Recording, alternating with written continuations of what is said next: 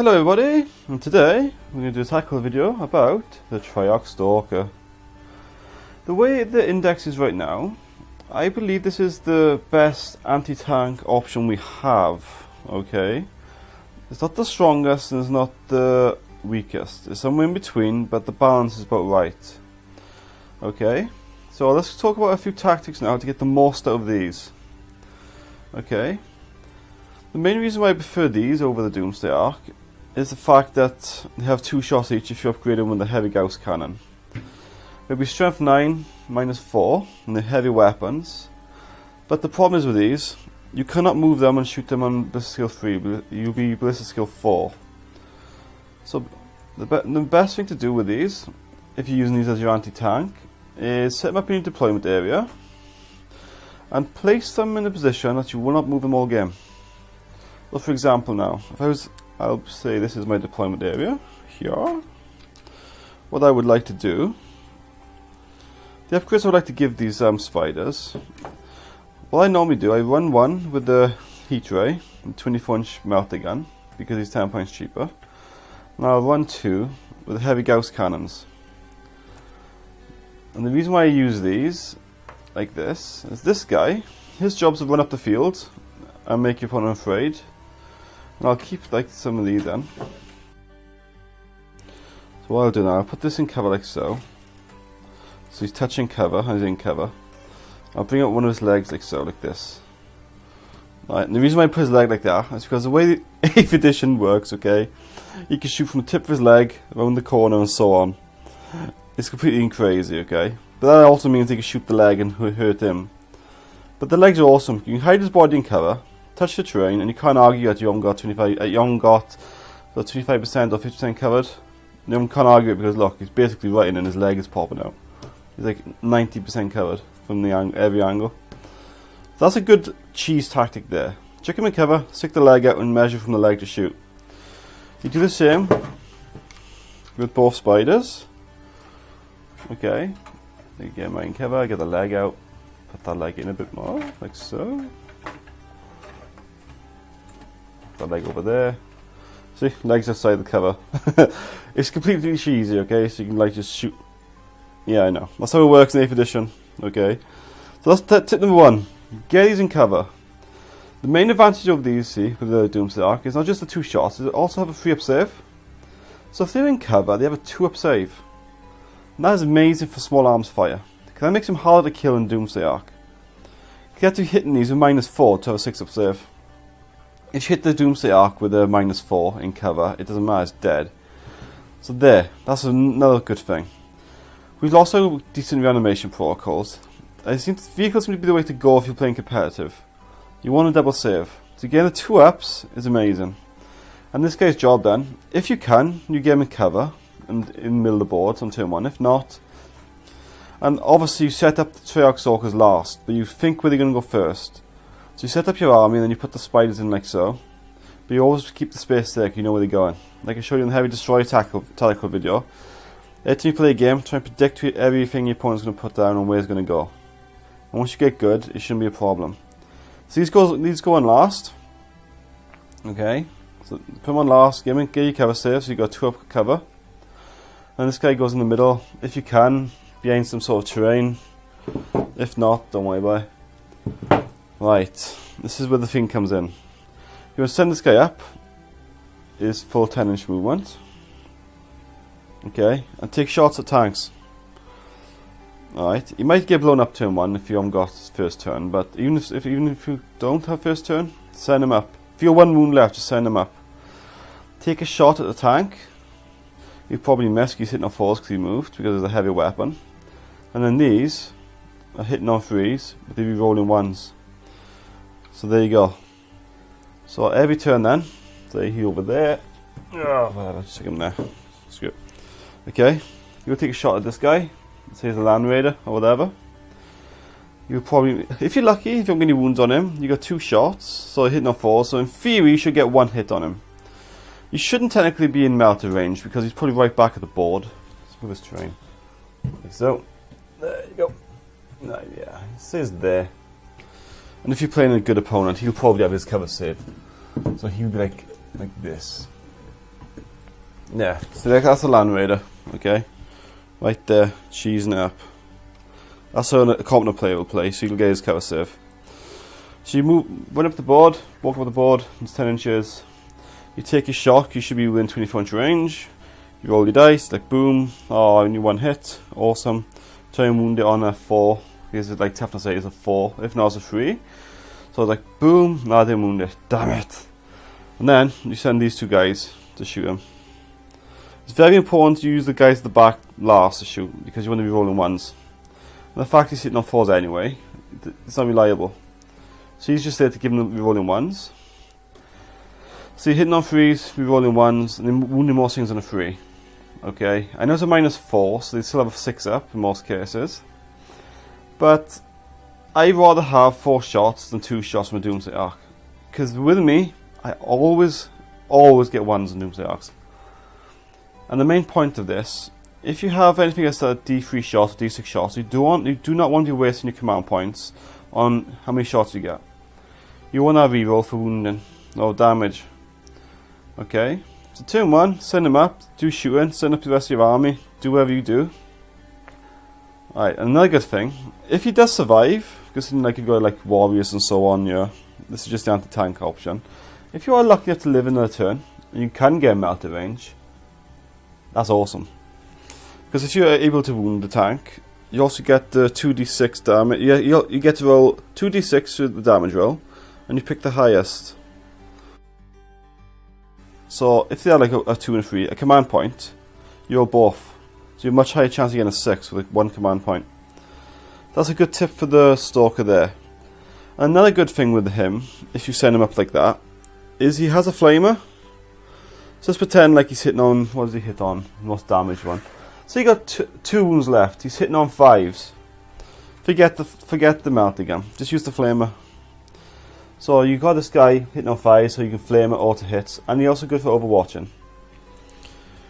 So if your opponent like brings a monstrous creature down, like his turn 1, if you haven't got tanks, bring a scout in front, melt him in the face, and you got a flamer for overwatch, and then you got these guys as backup. You do not ever want to move these guys, okay? Their job is to shoot all game.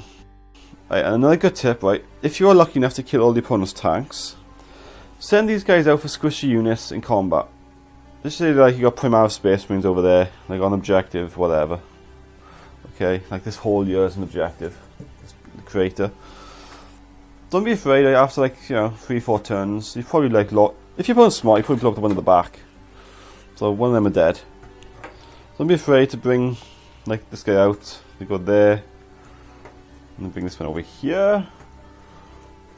These guys are not the best in combat, but they're quite safe. If you kill all those heavy hitters, all those tanks, go for combat, try and lock things up, and they are -2 in combat. They will be there a few turns, but you're putting pressure on him. So you don't want them just sitting back if you kill all the tanks, just doing 2 shots a turn, because it's 180 odd points, 181 points just for 2 shots. Like, you can kill like 1 or 2 Space Marines if the tanks are dead. So once if you are able to kill the tanks or the monstrous creatures, and if you like really high wounds, you've killed it, send them off to do combat. You can still shoot at them, then you charge them, you get in there, and they might run away. But the idea is constant pressure, and you want to maximise the points for your model. So if they've done the job and they've killed like you only, like say if you're putting like 1 or 2 tanks and you're lucky enough to blow them up by turn 2, you don't want to just sitting back taking shots at 1 or 2 guys. At the most, you can kill 4 models a turn. So if you go into combat, you're able to, like, if you're lucky, you might be able to push them off an objective, and then they got kill a Triarch Stalker like halfway across the field on an objective. His objective is secure, but he's so fat, right? So it's like you've got Marines over there. You're going to put the fat guy on the objective here. So he has to go right around to get objective secured on you. And if you've got 2 together, you can do this. Make sure like that. And you got to go right around because the objective's there. Make sure the legs like that, so you can't go past the legs. Cheese it up. Like so. So you have to go right around to get that. Okay, so like it's really difficult for your opponent to score points because they are really hard to kill if you haven't got anti-tank weapons. These things, their worst enemy, right, is anything that does 2 damage. Okay, because you have 1 in 6 chance of surviving it if you fail your armor save. So watch out for plasmas. Plasmas, just try your best to keep away from them. Another good tip, right, is these legs, make sure you use them to their full potential. Let's say now like you are like some assault guys coming down and you want to like protect your HQ. So you can do this, you can go like this. I know this is cheese, you can go like this. Bring out the legs. Right, make them really fat as you can. Oh, it's also good for cover stay as well, because if you look, it actually goes down quite a bit. So like if you're like a little bit off the cover, and you need to bring them down, just put the legs down, go like that. You might not be able to see them at all then. So the legs are very important to move. Right, if you do this, let's see. That's normal, right? Normal, like you can get a charge with it, no problem. No problem. If you do this. What's that? You can't get past that. Not allowed. Not an inch. You never get past that. See? That is complete cheese right there. You can do that halfway across the board. It's like, oh crap, something's coming down. Block up the path. You actually go a little bit further apart, like so. And if you kill all the nasty stuff, not really that. There's nothing that dangerous out there that can kill him in combat because they got so many wounds. They're quite tough. So that's another cheese tactic right there. Good for block up the board. If you have an objective here, you could do that. You can go. Well, there you go. Look, see. Now you gotta go right around. Well, you need like a 15-inch charges to get around those damn things to get off you. So cheese right there. Awesome cheese. Can't go into the model. Gap across. Measure it from the base. Cheese it out. Angle it more so the legs come out even more, and so on. Objective there. What are you gonna do? Can't get. Awesome. So that's another good cheese tactic there. So, and the other option these guys have is the particle caster.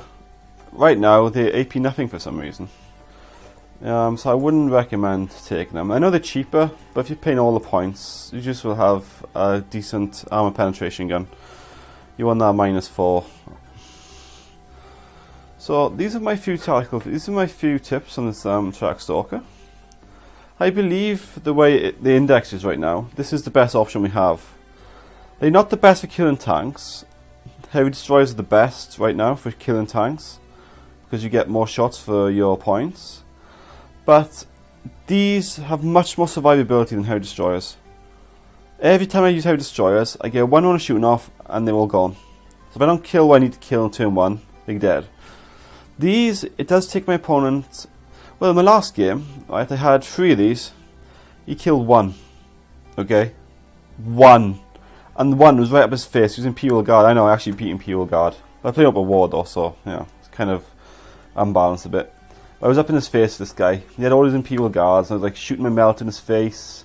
He killed the one at the back, and he started shooting this one. I was like, yeah, shoot that one. And this one's at the back, and like, shooting over there. There's scarabs up in his face, he had the centipedes there. Awesome. Oh yeah, that's another good thing. He's also good, right? If you don't already know. He rerolls all hits for just the whole army, not just these guys.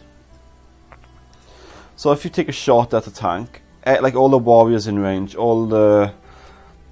What else do they use apart from warriors at close range? Like the ghost stocks. They have everything that can shoot. That this is shot at, rerolls 1s. So he's really good for that as well. Another good tip, like if you like 40 warriors, like 20 there, and you got something there, like a big ugly creature, you shoot it with this guy, and all them warriors rerolling 1s. And you can also give the warriors My Will Be Done, and as they're hitting on 2s, rerolling 1s. So you imagine that 40 shots rapid fire range, 80 shots, hitting on 2s, rerolling 1s. Wherever that thing is dead. And if it's not, just say, good game, game over. So that's another good tip with him, right? He's your best anti-tank, but he's also good for buffing your army. And I also found with this one, right? He's also very handy if you combo him with the Tesseract Vault.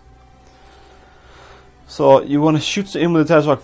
You want to move him up, bring the Tesseract Vault down somewhere within range. You will never get cover save because it's so fat. You might get lucky, like and get behind one of those buildings there, like if it's halfway across the board. But bring him down, and then he's hitting on 3s, rolling 1s, and 6 is a Tesla.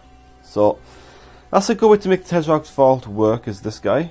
Also with the Annihilation Barge, anything Tesla based, the rolling 1s is very handy. So use the legs. Doesn't sound like much. I almost glued these legs in place. I was like, I don't want to move in. I was like, no, I can cheese that, so I leave them loose, because you're supposed to. I've actually got quite a few cover saves just by in 7th edition. I just go like that and just go down lower. It's awesome. But don't forget to hide behind buildings and send the leg out like that. You know, you can't argue because that's completely covered. He's touching the terrain, leg is out, you can measure from there to there. Sorted. Absolutely awesome. So that's the cheese. Bring on the cheese.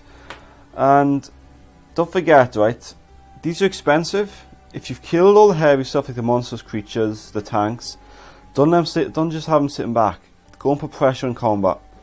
You -1 to hit key move, the heavy weapons, but just put the pressure on. You want to keep the pressure on every way you can with your opponent. You've got to make mistakes, okay? The more codexes that come out, the harder it is to win for us because we are underpowered. But our vehicles are awesome. And that's basically all I can tell you. Awesome for buffing your entire army. You get the warriors buffed, you can get everything buffed. Rolling ones is very handy, especially if things are hitting on 2s. Another good thing is, do the traveller guy that can shoot the tracking arrow. You shoot at this thing first, he's hitting on 2s, rolling 1s. You need to get 1 shot with it, see, so you want to make sure that 1 shot counts. He's also good for nicking the enemy's gun. On a 4+, you get to shoot the gun on the 12 inches, so it's like, yeah, not bad. But the way it is right now, these are the best option in the index for power and durability. Okay? If you want staying power and shooting power, these. If you want higher durability, you can go with the Doomsday Arc. The Doomsday Arc is harder to kill, but it has a tendency of screwing you over. It just simply does. Those D3 shots at 200 odd points is just not worth it. He's 181 point, I think. 1 point he is. Yeah, 181 point, I think he is, with the double Gauss cannon. He's 171 with the flamer. And the flamer is a melter gun as well, which is freaking awesome. So it's cheaper than Doomsday Arc. You put more damage in the Doomsday Arc, and if you can get a cover save, technically he will be harder to kill than Doomsday Arc. You can get 2 up. You can get 2 up with this in cover, so you need an AP4 to bring up to 6 up. With a Doomsday Arc, you'll get 3 up in cover. But they have less range. But these are really good if you use them correctly. So thank you for watching, and I'll catch you all in the next video.